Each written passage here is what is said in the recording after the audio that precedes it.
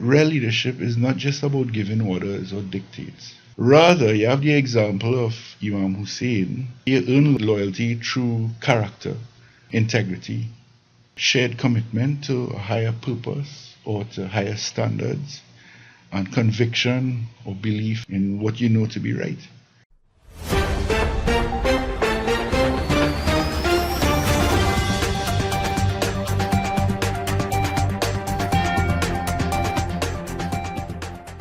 Bismillah. Assalamu alaikum. Welcome to Muslim Matters, which deals with topical Muslim issues. Today our guest is Dr. Fahim Muhammad, and being in the month of Muharram, we're going to discuss Imam Hussein's role as a leader. Welcome, Dr. Fahim. Thank you very much. Very, very happy to be here. Okay, we're going into Imam Hussein's role as a leader. What are the primary reasons behind Imam Hussein's refusal to pledge allegiance to Yazid, and what that implies for ethical leadership? Imam Hussein had believed that Yazid's rule was illegitimate and it wasn't in keeping with Islamic principles at the time. There was the issue of unacceptable succession, as Caliph Muawiyah, who was Yazid's father, used a combination of different methods to obtain allegiance from the different tribes and the different tribal leaders to support Yazid's succession as Caliph. That would have included things like coercion, bribery, use of force, heavy-handed diplomacy, and so on, none of which were deemed acceptable based on the Sunnah of the caliphs preceding Muawiyah. So that was one area where you saw resistance to Yazid's succession, and Imam Hussein was one of those centers of resistance because he did not agree with that. In addition, Yazid was also deemed unfit to rule. He was known for his corruption, for his tyranny, heavy-handed approaches, and so on, abandoning conventions of things like shura or consultation and so on. And generally, you found that Imam Hussein and others who resisted that succession felt that acknowledging him as caliph would compromise, if you will, the core values of justice, of morality, of meritocracy that the Prophet Muhammad, peace be on him, established. So in essence, it was a principled stand, and it was in the context of protecting the integrity of the faith. So even as far back in those days, that was prevalent. Yep. It still exists in today's society. Well, the issues about leadership and succession have transcended time, from before the prophethood of Prophet Muhammad, peace be on him, and up to today. Yeah, it's a constant.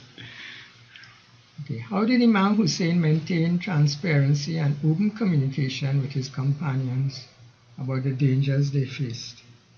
Well, he showed a lot of transparency. In fact, when Yazid issued the decree that all those in opposition need to swear allegiance or be executed, Imam Hussein and they decided, instead of fighting from their stronghold, which was Makkah and Medina at the time, and instead of submitting, they decided to leave, knowing the dangers, knowing the army might follow and whatever not.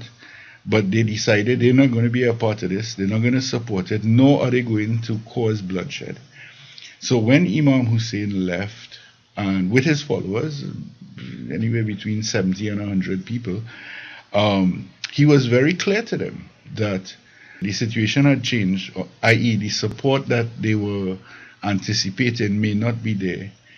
And therefore, whoever wants to leave are free to do so. He was very open to the dangers that they would have potentially been exposed to on their migration.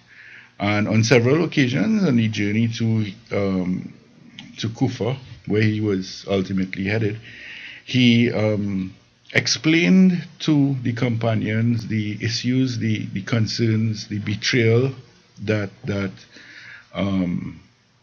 are there, and he encouraged them. He said, "Listen, if you want to leave, leave. You don't have to make any more sacrifices than you've already done." And his communication was open with them in terms of the risks involved, and encouraging them to make a conscious decision. So he didn't try to sugarcoat it. He didn't try to scheme them into staying along with him and being, part of his protecting team and travel companion. And he is very open, very honest, very clear, very direct. And it was their choice, ultimately. Yeah, it clearly shows that he was open with them, and Yep. that was good. Yeah. What about Imam Hussein's diversity of his small army, and what that teaches us about inclusive leadership? Well, we know his army was small, 70 to 100 people, and it was a pretty diverse group from considering the numbers. There was members of his own family who were part of the migration. So that included his sons, his brothers, his nephews. He had some loyal companions, some followers who would follow him wherever he was going. But beyond that, there were individuals from different tribes, even former slaves, who chose to fight for him, or at least migrate with him, so that his group was a small group, but it was very diverse, and it wasn't limited to a specific group or a specific following or a specific tribe. It was pretty diverse for what it was. And he kept them together, despite they were all from different fields. Yeah, and I mean, despite their different backgrounds, because you had different, different people from very different backgrounds and walks of life, which is testimony to him. His appeal was beyond just a narrow group. And the notable thing is that they all came together in the face of the Umayyad army, which was tens of thousands of people. You understand? And notwithstanding their diversity, they all demonstrated a conviction and a courage and the willingness to sacrifice under the command of Imam Hussein, regardless of age, of background, of tribe, So that was pretty. It was real courage, eh? A small set against a big set. Okay. Correct. A recurring theme in military history throughout human civilization. In fact, it's the basis for the saying strategy is greater than strength. Yeah. So you don't need numbers don't guarantee victory. You could do a lot more with a lot less, and overcome a lot more with a lot less, depending on the situation. Yeah. How did Imam Hussein demonstrate patience and perseverance during the difficult trials leading up to Karbala? Yeah, well, there were many trials leading up to Karbala, and an evolution of trials leading up to Karbala. Well, to start with, when Yazid was appointed, or even before, when they were manipulating for Yazid to be appointed, that required conviction, and that required consistency in their position in order to adhere to the principles that they knew were right. So that's on one part. When he decided to leave, it was because he did not want A, to submit, compromise, or B, to be the cause for bloodshed of Muslims by Muslims in Makkah or Medina, right, to the holiest site. So there was also that conviction to avoid bloodshed and seek diplomatic resolution, which is something he maintained throughout. Even when he was invited to Kufa and he learned of their, let's call it treachery, they reneged on their position. Even then, in the face of that, in the face of psychological warfare by the enemy, and the physical hardships of the journey, and yet he persevered. He adhered to his mission to leave and relocate and avoid any escalation of the situation. So even when they were cut off from water and they were fully surrounded, he remained steadfast in his moral stance and his moral principles, even in the face of such adversity, and even against the other options for giving in and getting personal power, or giving in for personal comfort or gain or whatever. He held fast, and he was very patient to see how things would unfold. In persevering, he maintained a position and did what he thought he had to do. Yeah, because he went through a lot. He could have given up, but he held on. Yeah. And it wasn't only the use of force. They also offered him concessions and positions of power and authority and so on, in an attempt to bribe him, of course, to buy him out. Yeah. So it was a range of different maneuvers, and he persevered on what he believed was the right path. And he had patience in the face of all the different trials in the different forms as they emerged, and manifested. What can we learn from the unwavering trust Imam Hussein's companions had in his leadership? His companions had demonstrated their trust repeatedly by affirming their loyalty, by undergoing hardships with him in the journey, by refusing to leave even when the situation had changed, even when they knew they were probably walking into a trap. They chose to stay with him, even knowing that it might cost them their life. Yeah, and it just underscores a firm conviction and a belief in the righteousness of his cause, the integrity of his leadership, perhaps, and of course the ultimate sacrifice became the ultimate testimony of their trust in him. He had to be really good because they really trusted him. He had to show good qualities. Well, I mean, you would have to be really convinced to know that you're following somebody who might be annihilated. Yeah, 100 people in the face of 100,000 or 10,000, whatever. And you have to be very convinced that you're on the right track. Yeah. How did Imam Hussein focus on moral values over political gain, which presently a lot is going on still in the world? Right. Well, one key example of that is that he consistently rejected the offers that would have given him personal security or comfort or authority or autonomy. And those political concessions, he rejected all those offers to start with, knowing that accepting them would be validating a tyrannical and corrupt ruler, which would compromise the core values of justice and truth and so on, yeah, and integrity and competence. In another instance, when he met the Umayyad army under Hur along the route, he had the chance to fight preemptively and gain a better tactical position, but he chose to avoid violence, right? And he sought peaceful resolution, even though he was maintaining the moral high ground. He could have been judgmental and say, well, we're on the right path, these guys are wrong, let's finish them off and whatever. But he did not want to escalate a situation. He wanted it to be peacefully resolved.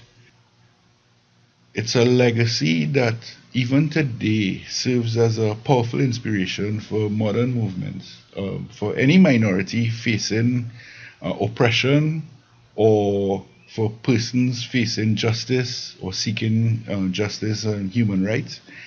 He refused to bow to oppression, and that even today encourages activists to have the moral courage to speak truth to power and not be afraid, and to prioritize ethical principles for the benefit of wider humanity at the expense of even personal safety, even if not comfort and fundamental safety. And you have indications of that. Mahatma Gandhi, for example, famously credited Imam Hussein with teaching him how to achieve victory while being oppressed in peaceful methods. Yeah, and he recognized the moral stand that was made at Karbala. In fact, he noted that it showcased the power of sacrifice over brute force. Right? And that was one instance. Other global figures and intellectuals who rose in the recent history of human civilization also see in Hussein's legacy a universal call for preserving standards of righteousness and of human dignity. Yeah, but it still exists in the world today. After all these years. Well, it will. Shaitan is ever active and seeking to lead us astray. So even for very good people, with the best of intentions, you might find that when they achieve absolute power, they become absolutely corrupt. Yeah. So people change and people vary across a spectrum, so there is that. And I guess in a way it could be seen as a good thing, because as the saying goes, hard times build strong men, and strong men build good times, and good times create weak men, and weak men create hard times. So I guess in the face of adversity is where people are able to build and hone their strength in order to advance or move people forward or improve their conditions. Yeah, when you look at it that way. Yeah. How did Imam Hussein balance the pursuit of justice with his commitment to peaceful resolution? Oh, well, he stood firm for justice, what he believed was just, and he tried to avoid bloodshed throughout his journey, throughout the entire ordeal. Even after he was aware of the potential dangers emanating from Kufa or the dangers of the army following him, he sent envoys, he initiated dialogue with his opponents to try and reach a peaceful resolution, de-escalate the situation. He was willing to negotiate, he offered compromises, but none that would compromise the core values of justice and of morality. None that would have him capitulate to tyranny, and corruption. So that approach, constantly seeking to diffuse the situation and reach an amicable settlement, it demonstrates a leader could stand firm in principle and still honor commitment to peace for the benefit of their followers and wider society. If anything, it underlines the point that real leadership is not just about giving orders or dictates. So Yazid, for example, on assumption of caliphate, he gave the order that everyone must swear allegiance, otherwise they'll be executed. Right? Rather, you have the example of Imam Hussein, where you earn loyalty through character, integrity, shared commitment to a higher purpose or to higher standards, and conviction or belief in what you know to be right. When followers see that a leader's actions align completely with their own, and something that this is a reflection of them and who they are and what they believe, at the deepest levels, the deepest values. That's when they develop a bond that transcends time and situation. Even in the face of extreme adversity. Yeah. It's a powerful reminder that moral authority is far more empowering and lasting than positional power. It's a wonderful example for us to follow. It is. I think everyone would be better off for internalizing what that conviction means and how to obtain that willing commitment from others. You could use force, you could force people to do what you want them to do. It's very common in parent-child dynamics, it's very common in imam and community or pastor and community. You know, it's quite common in political circles, etc. But there's another way. There's another way where you can evoke willing followership based on shared beliefs and mutual respect. And too often that is not highlighted. And in this context of Ashura, I think it's a good reminder. Yes, that is really a good reminder, and it should be brought out a little more. Finally, how do you believe Imam Hussein's leadership style continues to inspire people today? Well, first of all, stand for what you believe is the right thing. You don't give in to threats or coercion or bribery or temptation. Neither do you be a pushover and have people walk all over you or take advantage of you or whatever. You stand firm for principles, first and foremost, whatever the cost. Yeah. Second, you show moral courage, refusing to bow to tyranny. Stands as an example to fuel movements for social justice, for human rights, for equality, even in the face of overwhelming odds.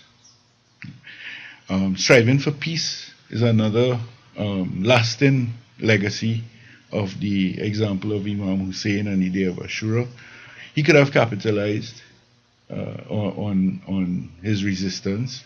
He could have leveraged his living in Medina and his influence in Makkah to take advantage of the position that he was in to cement resistance. Instead, he chose to leave, and he left a stronghold, if you will, to move to somewhere discreet, to not be considered a threat and to not trigger more bloodshed. Even during the process of migration, he was very concerned about things breaking out into warfare, and he sought diplomatic resolutions. Yeah, it's a good example as well of seeking consultation and taking advice. When his cousin told him, "Listen, be careful. You're going to Kufa. Be careful with the people of Kufa. They have been known to be disloyal or to change their positions and so on." And he told his followers, the situation changed, and it does not seem as if we'll be going to a safe place as initially perceived, and therefore you're free to leave. And he told them that. But I think above everything else, what it stands as a lasting example of is this faith and conviction in accountability to Almighty Allah. He held on to what he knew was right and resisted the degradation and corruption that was enveloping the land. He resisted even in the face of starvation and thirst, where his own safety was at stake, against overwhelming odds. And he was prepared to hold that position to the very end, even if it cost him his life. Yeah? He knew he would have to account to Almighty Allah. He did not want to be part of community that institutionalized tyranny and corruption. You understand? That his grandfather had helped, in a society that his grandfather had helped establish and turn around and whatever not. So that was one aspect of it. That was a type of resolve we see in resistance movements and by those who are oppressed throughout the world, even today, especially in Gaza, for example. The example of Imam Hussein serves as a lasting legacy of the will and resolve of strong leadership. Right? And the absolute strength of moral character and faith in the face of corruption, in the face of temptation, of overwhelming force. One day we are going to have to account to Almighty Allah for the stances that we made and the decisions that we made on what we know to be right. And that is, I think, above everything else, that is the example that resonates throughout. Yeah, there's so much good to learn from this. It was a nice, interesting talk. Great, thanks. This is all the time we have for today, so we close off now. We thank Dr. Fahim for his time and his efforts and his insights into the topic. It was quite enlightening, and I think we have learned a good few messages and lessons from this point. Be sure to subscribe and get latest episodes. Be sure to share with those who need to hear it.